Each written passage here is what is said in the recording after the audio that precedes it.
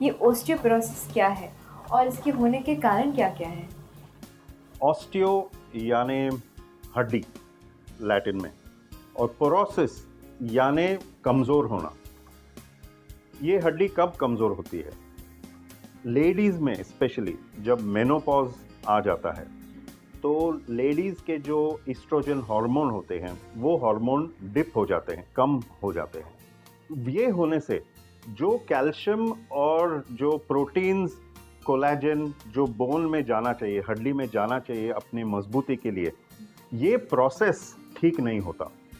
तो क्या होती है कि जो हड्डी की डेंसिटी बोलती हैं, अंदरूनी ताकत, वो कम हो जाती है और फिर ये हड्डियां फ्रैक्चर के लिए वल्नरेबल हो जाते हैं।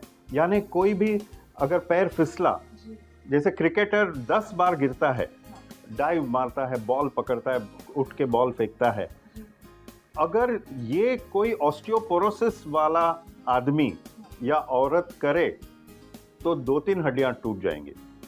जो कॉमन जो हड्डियां हैं जो ऑस्टियोपोरोसिस में टूटती हैं, वो है रिस्ट की हड्डी यानी फोरआर्म की हड्डी।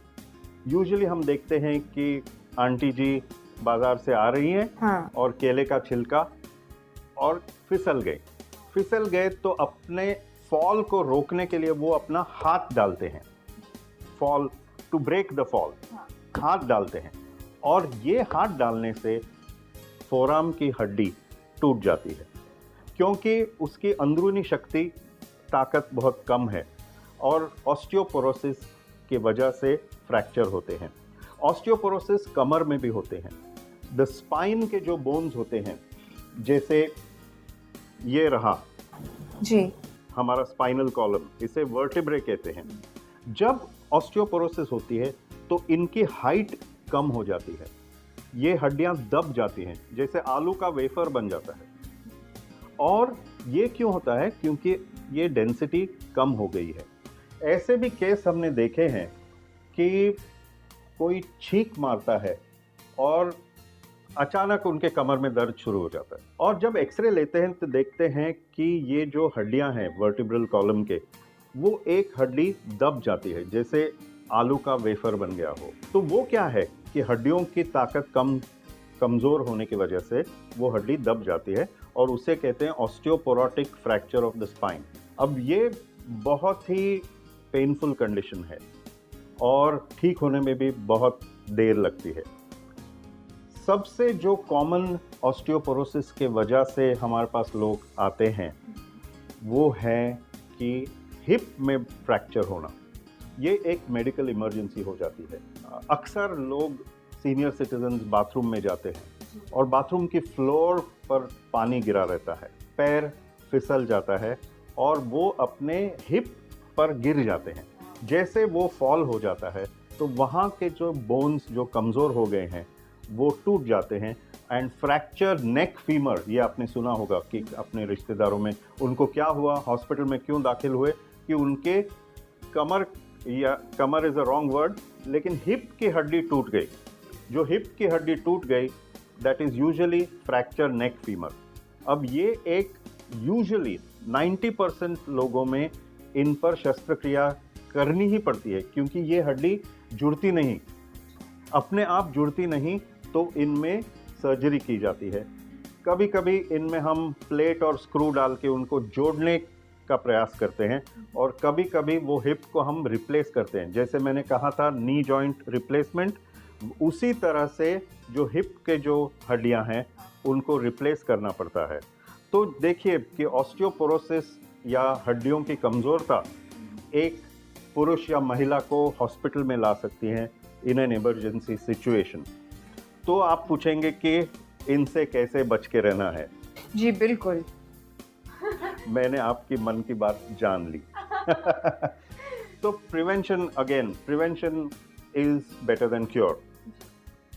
जी हाँ, ऑस्टियोपोरोसिस में हम काफ़ी हद तक प्रिवेंशन में सक्सेसफुल होते हैं।